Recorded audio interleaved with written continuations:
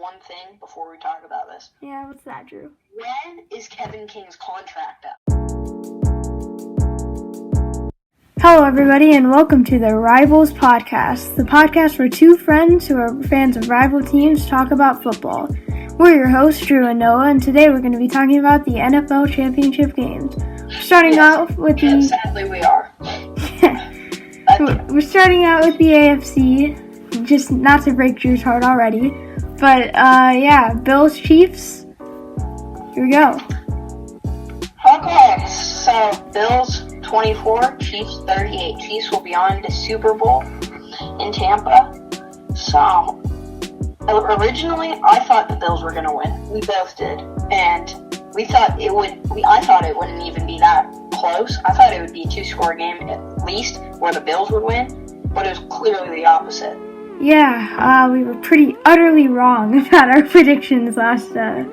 We said if the Bills get the run game going, they're going to win. They were not able to get a run game going, except for the fact that Josh Allen was able to run for 88 yards. That was the great running spot of the game. Chiefs managed it pretty well. Obviously have a dominant pass game. So, yeah, they 430 total yards, over 430, and over 300 passing yards. Yeah. Obviously, the Bills beat them in the rushing game, but that's not how the Chiefs won. They won with a crazy pass game, obviously. You talk about Tyreek Hill, his crazy day. Over 170 receiving yards. Mahomes won with it. Yeah. You like that, though? Yeah, the Chiefs, Tyreek Hill had 172 yards on 9 receptions. He had a huge highlight play where he got a catch and run pretty much across the whole field. That was amazing. And we did say that the Bills have to get pressure on Mahomes to have him, to have him get some bad throws out. But, the Bills kind of did the opposite. They only had 1 sack, and it was for 0 yards, while the Chiefs had 5 sacks for 32 yards. So it was one defensive player that I was watching all game, I couldn't help but notice his impact, is Frank Clark with 2 tackles and 2 sacks. Those 2 sacks impacted the Bills a lot in the whole game. There were 2 sacks at 2 big moments, and they were huge plays. He was able to get to the quarterback, and that's what helped propel the Chiefs to a victory. Yeah. And sadly, Bills fans will be going home, hoping for next year. They were a really good team. Obviously, they were one of my Super Bowl picks, but didn't make it. They didn't have the best game, but they looked early. It looked like they were going to win. Had some bright spots at the end, but overall, Kansas City, yeah, really good. So they were up 9-0 at the beginning. And another thing I want to touch on is, their pass game was that was running their offense. Cole Beasley led their team in receiving stats with 7 receptions, 88 yards. Diggs didn't have a great game, actually. Stephon Diggs had was very quiet during this game, which I'm coming out as a Vikings fan here. He was very mad on the sidelines last year about not getting touches, and he got his touches. Couldn't really deliver, but it's fine. He delivered last week and the week before. The Bills are an up and coming team. I think they'll be in the playoff. They'll be in Super Bowl contention for the next maybe 2 to 3 years. This team's young, and it has a bright future coming ahead of them. I have a brilliant coach. So, again, folks, Chiefs beat the Bills 38-24. So that was the NFC Championship. Yes, the NFC. Moving on to the NFC Championship. Okay, can I just ask one thing before we talk about this? Yeah, what's that, Drew? When is Kevin King's contract up? Because he was downright awful in the game. I mean, who paid this guy? You come out of Washington, you're good in college. I don't know what they saw in him in NFL potential, but he was downright terrible. Mike Evans was just running right through him in the first drive. kept going through the game. And then, near the end of the half, when you give up that to Scotty Miller, all you got to do is play your job. Do your job, play football, and cover the end zone. They had no timeouts. What did they do? Leave it to the end zone. It's caught for a touchdown. That changed the whole game. I mean, it reminded me of the Jets when they allowed the touchdown and got their defensive coordinator fired. This is the same thing. Same exact play design. Yeah. So, that is why the Packers lost this game partially. Okay. I'd like to say, well, Kevin King was absolutely terrible. A horrible performance by Kevin King. But the Green Bay Packers had, I think 3 opportunities to win this, to tie the game. All 3 opportunities, they couldn't do it. And one of those opportunities, a lot of people have different opinions on this, but some people are saying that on the last drive, where they took a field goal, on their last drive, Aaron Rodgers, it was 3rd down, Aaron Rodgers had a chance to scramble for the touchdown, or just to get to the 1 or 2 yard line. And he didn't do it. He tried to force a pass into Davante Adams. So, people are saying this could have changed the outcome of the game. I think, in my opinion, 1, he should have scrambled. And 2, even if he didn't scramble, I think they probably should have gone for it, since their defense wasn't playing well at all this entire game. So, I want to hear your opinion on this, Drew, as a Packers fan. Okay, so, as a Packers fan, I thought it's up and down. Originally, when I'm in the game, I'm like, darn it, you just messed up really badly.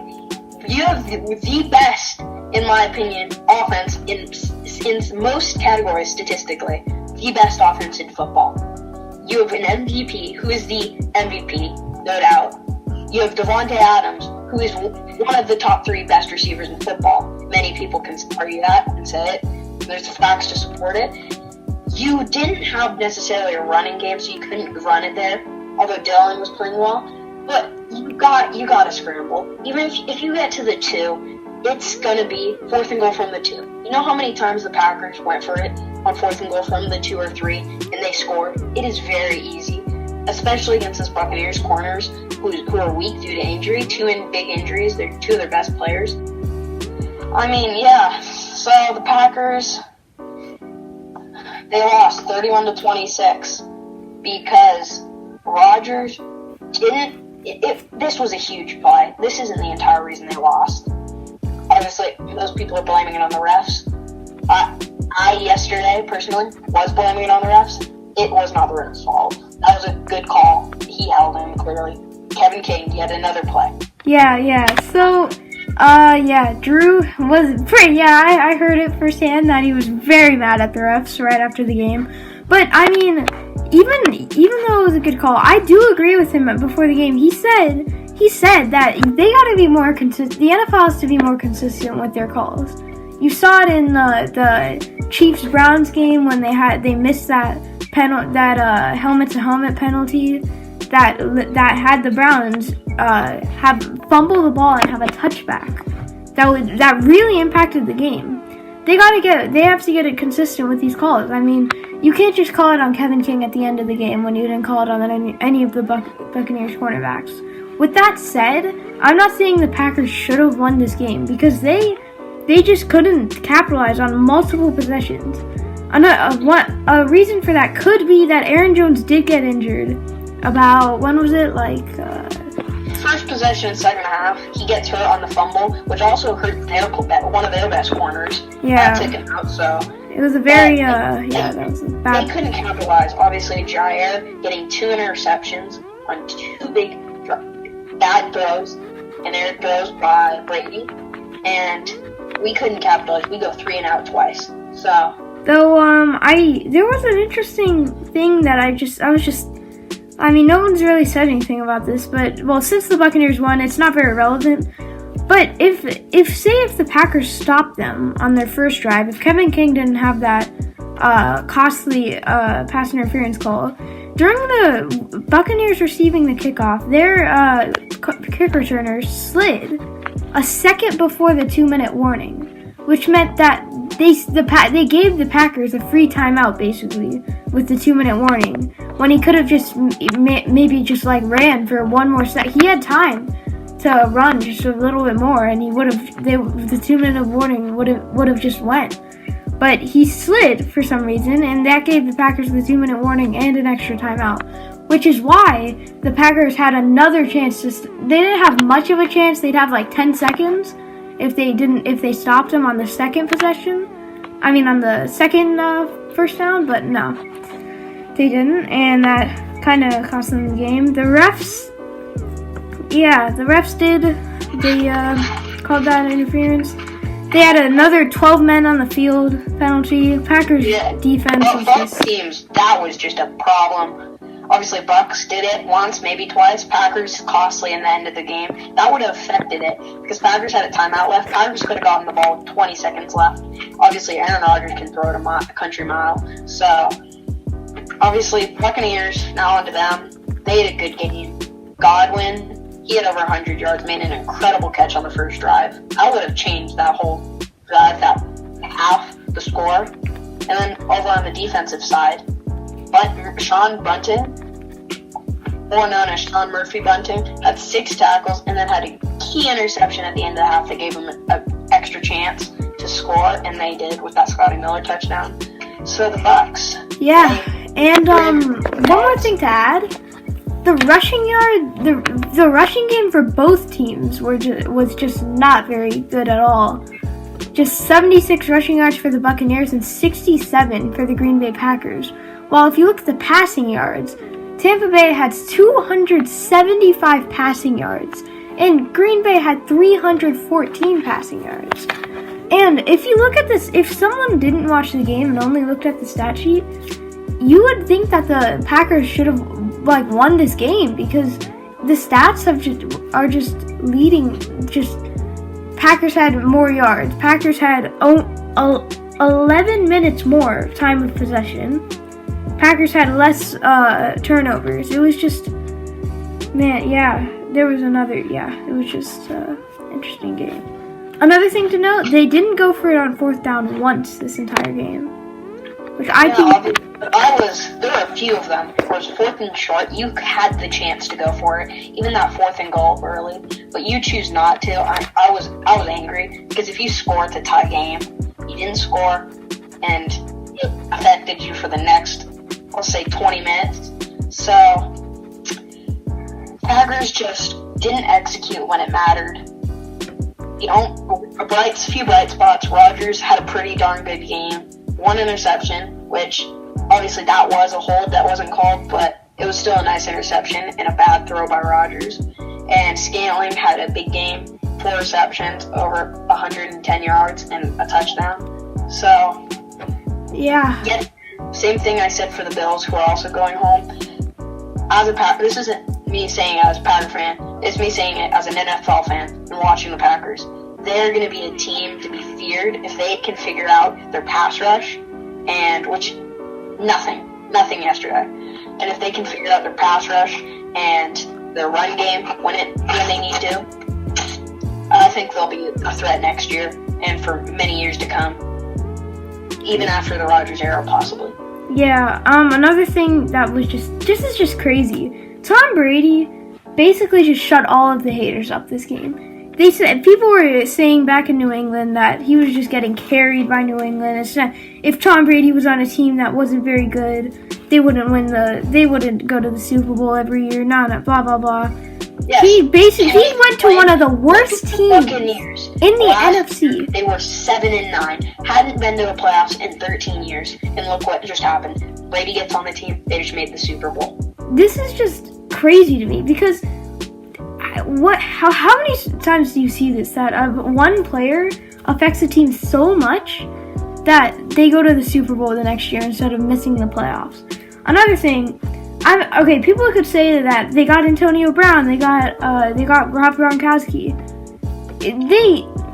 Antonio Brown showed sparks of him being the same vintage and AB that we've always known, but Rob Gronkowski, he's getting old. You never know with him. But Tom Brady he led a team that was just frankly not good last year, and just led them to the Super Bowl. Another thing, they're playing at home basically for the Super Bowl. which is huge advantage. That, especially like even like weather, because I mean in Kansas City you're used to like the cold, freezing cold during winter, but no, they're going to Tampa Bay. It's just I mean this is just crazy. So Tom Brady, it's a little bit of old, a little bit of new with Mahomes and Brady. Obviously, Mahomes is going to be the next Brady. And so that will be a Super Bowl. We'll do our preview next week on a date of the Kansas City Chiefs, basically at Tampa Bay for the Super Bowl. Yeah, Bill Belichick's going to be sitting at home watching on his TV, praying that Tom Brady somehow comes back to the Patriots after this year. Cam Newton. But, he misses him. Yeah. A little bit of news just to know. Matt Stafford requested a trade earlier this weekend. If you didn't know, Matt Stafford is the Lions quarterback. He's been with them for a decade, I think. Decade. Yeah. And, yeah, that was a bit of a shock. No one really... I mean, Matt Stafford has always been loyal to the Lions, but I guess not. Not anymore. Yeah. So, we'll touch up on that more later when we'll do a video essentially during trades, a few quarterback trades and wanting out Sean Watson, Stafford. Yeah. Quick sneak peek toward this week. Wednesday, we will be talking about the Pro Bowl rosters. We're going to go through pretty much each and every player that made the Pro Bowl. And maybe talk about them. Even. Yeah, maybe a few snubs, And then Thursday, we're going to have our first NBA podcast episode. We don't really know what we're going to talk about yet, but we'll figure it out throughout the week. There's bound to be news. As, the Knicks, here's a little thing. The Knicks, they just lost to the Trailblazers last night. By 3. Okay, shut up about the Knicks. We don't need to hear about Hey, whoa. The Knicks. Okay, hold on, Spurs fan. You should just go back. You just go live in your Tim Duncan and Tony Parker days while I talk about how the Knicks are succeeding now. So, Emmanuel Quickly, our rookie that we drafted at 25, just had 31 points last night. And I'm pretty happy, even though we lost, I'm a pretty happy fan right now of the Knicks. Well, I haven't really watched many Spurs games, so Drew can. Yeah, I haven't really either. They're not very interesting. Obviously, LaMarcus Aldridge and DeRozan, still pretty much the only team we have. Well, I mean, DeJounte Murray is an up-and-coming. Murray and Walker have had moments, but we'll discuss that on Thursday, so... Hope you all enjoyed. Hope you all enjoyed. Thanks for the support, and peace.